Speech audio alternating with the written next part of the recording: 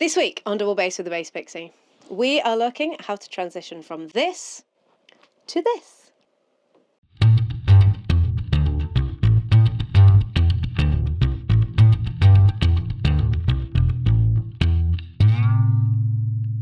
So in this video, we're going to cover how to hold the bass, the strings, left hand technique, right hand technique, including pizzicato and slap.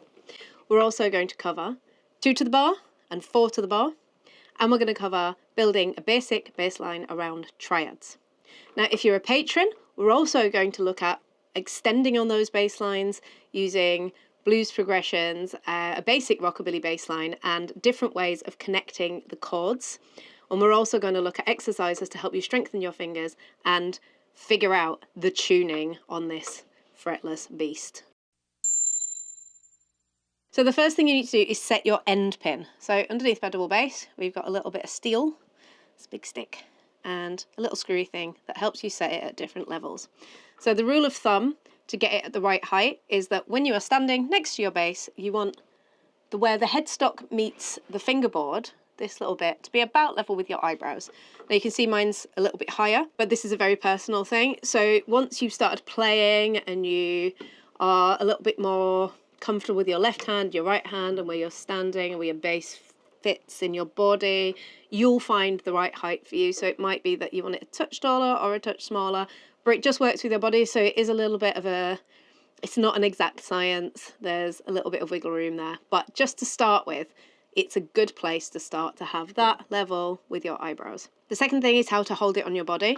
So this back bit here slots really nicely into the crease between your groin and your leg, and it just kind of sits there really nicely.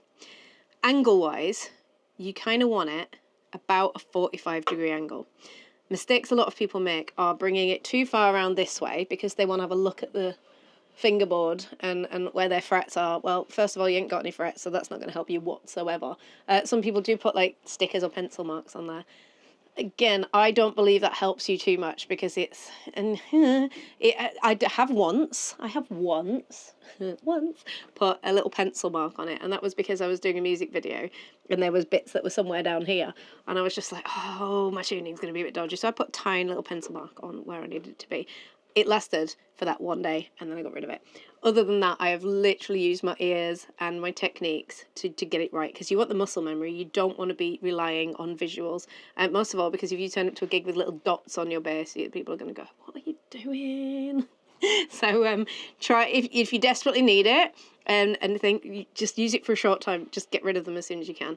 So, but definitely don't hold your bass around here so you can have a look at what you're doing on your fingers. You don't need to see it. You don't look at you know, you don't sit there looking at your guitar like that. So don't do it on your bass either. The other thing is, don't have it too flat. If you have it too flat, it's just awkward. You know, some people do hold it like this. I've seen one or two. It really kind of doesn't give you much on the speed. You'll end up with shoulder ache. You're leaning over sideways. It's not a comfortable position. So just tuck it into that little gap, and you want it sort of balanced so it's kind of got a slight backward lean, but only slight. You can literally hold it up with a finger, just a little nudge, and that is a perfect position for your double bass. So as a guitarist, you may already know, especially if you've played a bass guitar before, because the strings are the same notes as on a bass guitar. They're also the exact same notes as the bottom 4 strings on your guitar. So on your guitar, you've got your E, A, D, G, and then you've got your B and your E.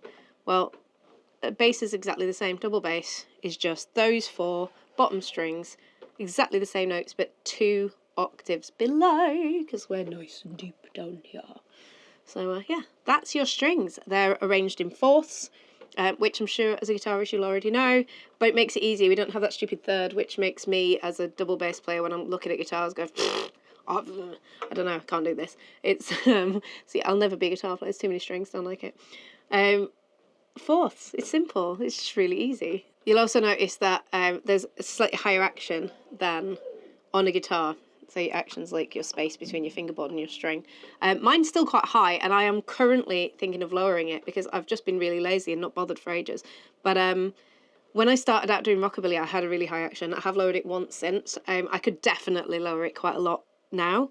And I'm going to. This is the thing I'm going to. And I might even do a little video for you guys of it. But you want your action to be just high enough for you to just have the pads of your fingers just underneath it, just a tiny touch, generally at an angle as well. So you probably only want a few mil. When you're starting out, if you are doing slap and rockabilly, you probably want to start with it higher. It just helps you develop your technique a little bit. There's things to be wary of, but we'll cover that in the slap section in a minute. But yeah, you want quite a high action compared to your guitar. And the difference is it will raise up as you go along. So you've got a really, really narrow action at the very top, and it tends to raise up. And the type of strings you want in your double bass, if you're an absolute hardcore maniac, or you're thinking about bowing at some point, get steels. That's a different type of pickup. That's something I cover in other videos, so you can take a look at that.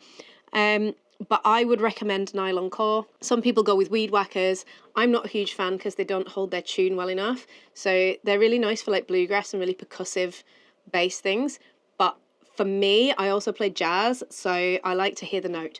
For me, I've got rotor sounds. Rotor sounds are great. There's a few other options. Innovation Rockabilly is great as well. There's quite a few cool options, but nylon core for me is the way to go, just to save your fingers a little bit and not rip your hands to shreds, because steels are a little bit hardcore.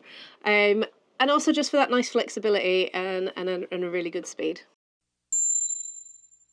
So the next thing, and this is probably the most important and weird, crazy, scary thing for you guitarist, is left hand position. So you'll notice there's no frets. So how do you find the notes? Well, first of all, let's look at how you hold your left hand, and then we'll worry about how you find your notes. So same as guitar, you want to be playing on the tips of your fingers. If you find yourself playing on the pads, your hand position's probably wrong. You don't want to be having lines going across here. You want lines going across the tips. Okay, so you want a nice rounded hand. Thumb on the back of the neck, and the thumb kind of just goes around as you move your hand. It's sort of like directly across from wherever your fingers are, just to give you that tension. So it does move around a little bit. You want to keep your elbow quite high. So effectively, you want your wrist mostly straight and level. It will have a little bend in it as you're coming round to play, but it will be level with, sort of like make a nice straight line here. So you don't want your wrist bent like this. You kind of want it bent like this, but not that way. Okay, so you kind of want that nice and straight.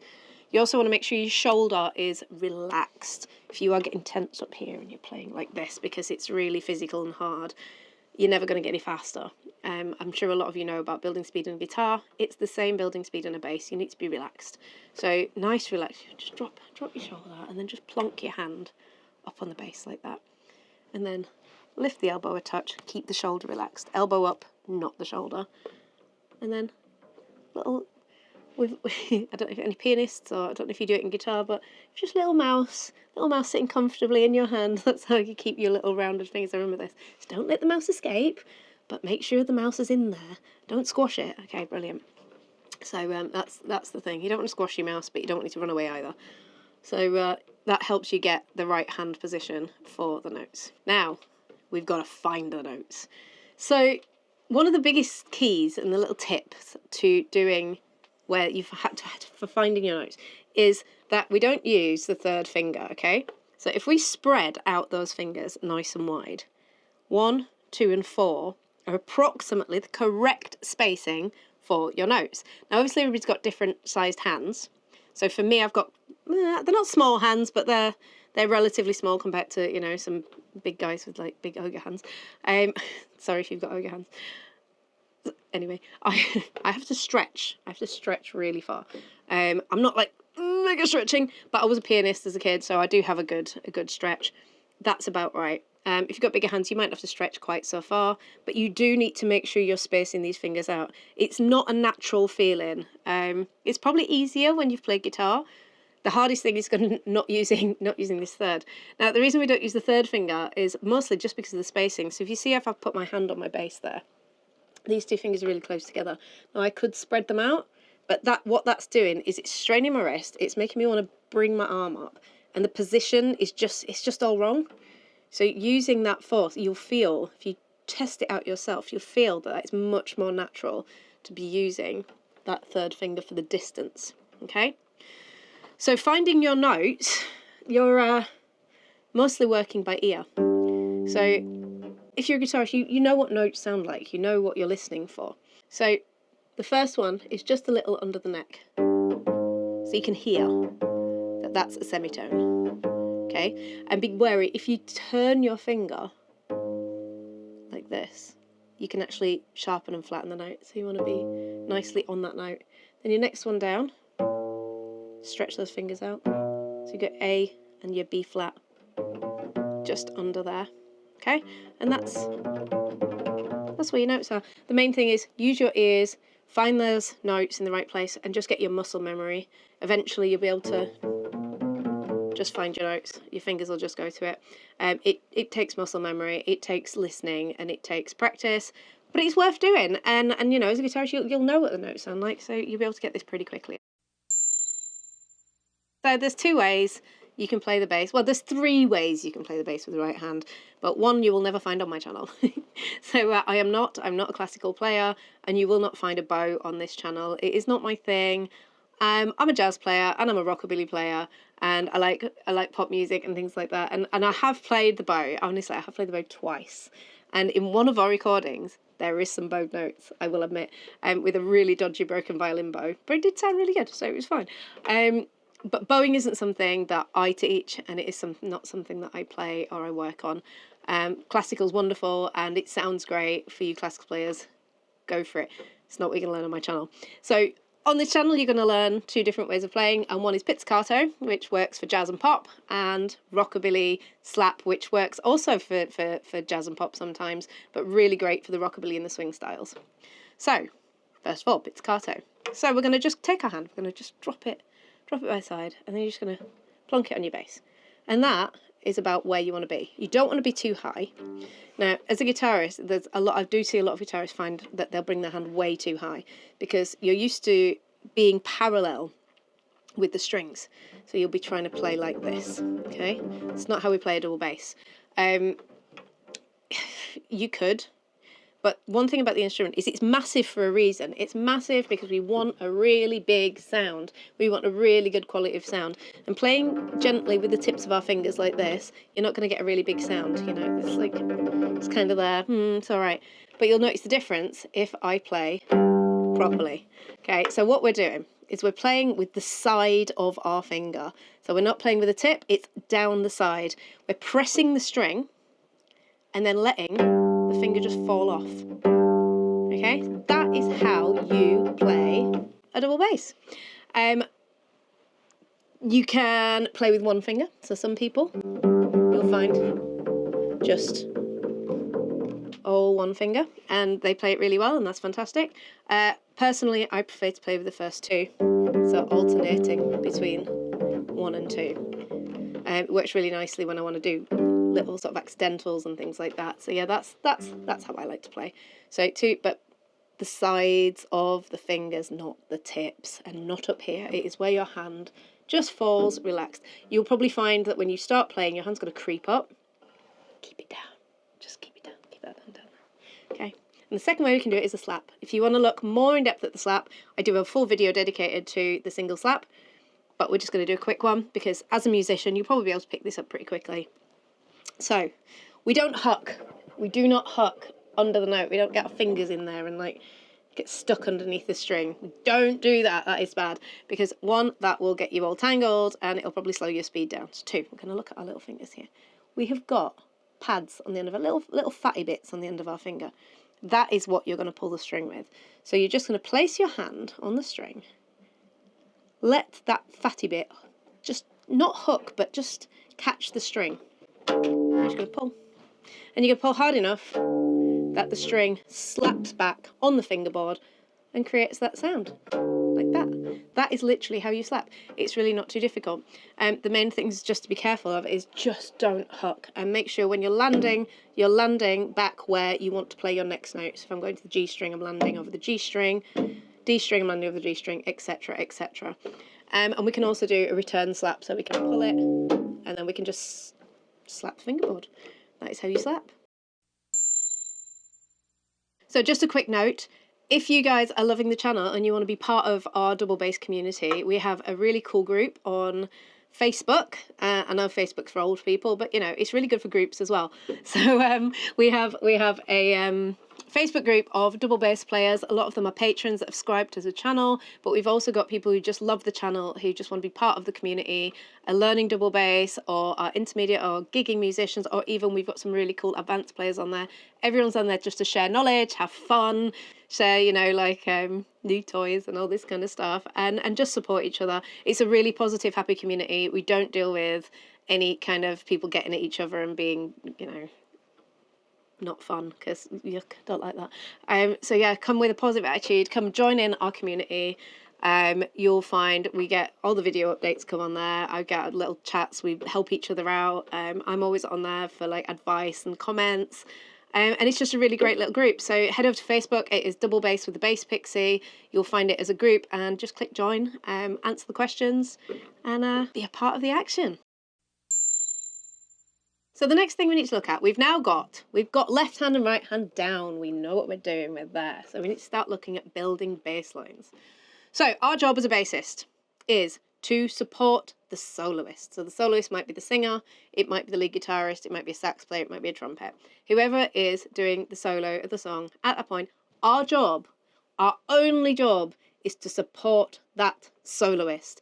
Now, we can get further on and we can get more advanced and we can start doing solos of our own and blah, blah, blah, blah, blah. But we're not here right now. We're transitioning. We're literally learning how to be a bass player.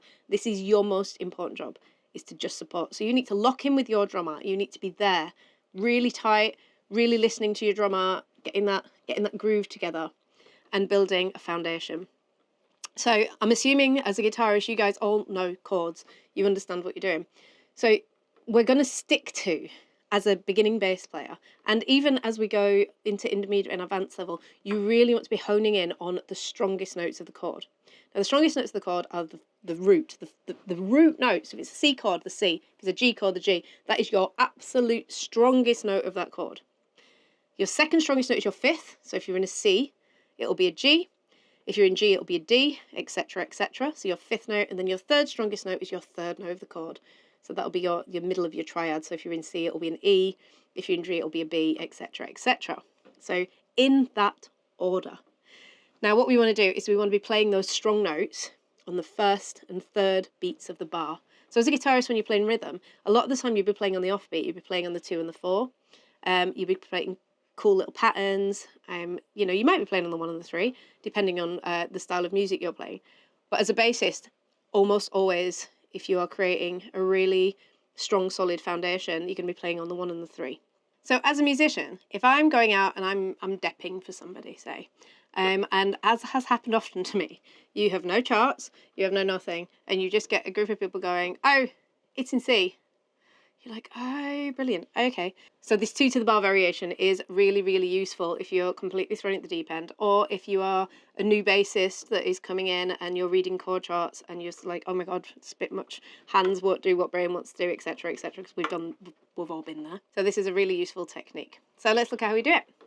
So all we're going to do is we're going to play on the 1 and the 3. And let's start in the key of E, because E is quite a popular key. So we're just going to play E to B for that root chord. So we're going to look at a 12-bar blues progression. So we're going to go chord 1, chord 4, chord 1, chord 5, chord 4, chord 1. Okay? And you're just going to play something like this. So we're going to go E for those, up to the A, down to the E, just playing the 1 and 5.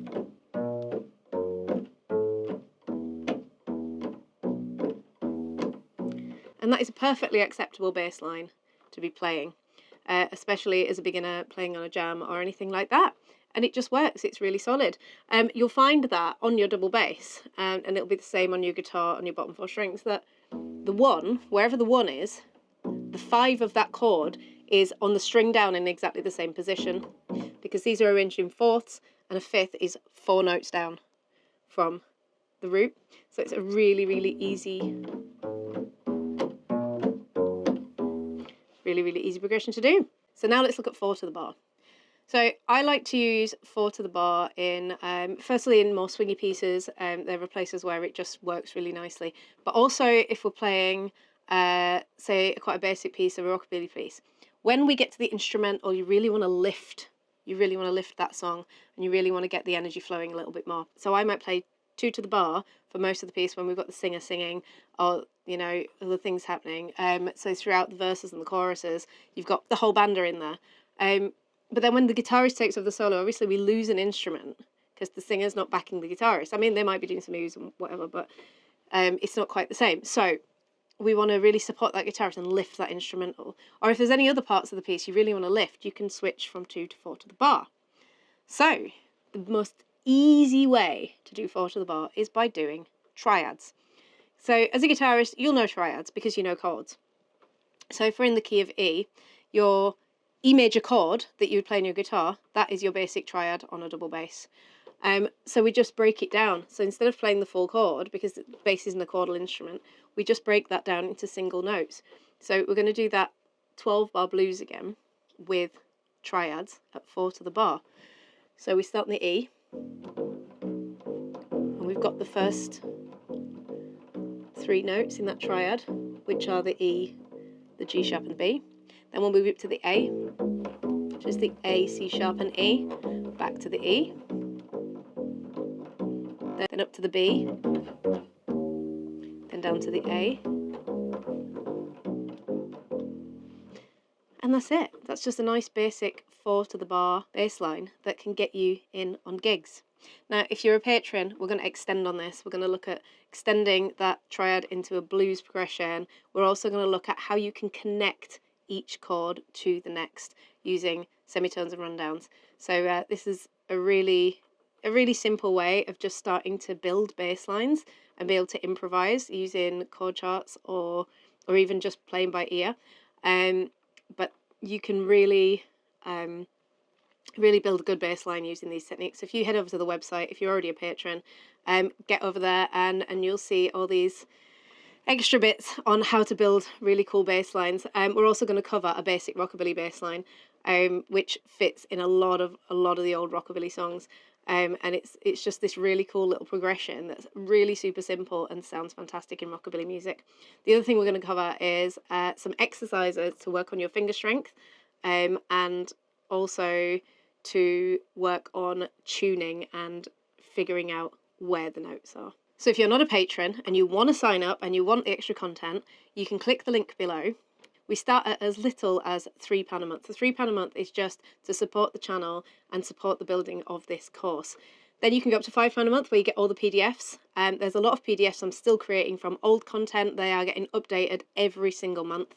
I've had a few go up in the last week. We've got more ready, prepared. So we're starting to create tabs and we're starting to create chord charts for everything that I've taught and also things that are coming up. So you'll get everything as it is going live on the website with instant access.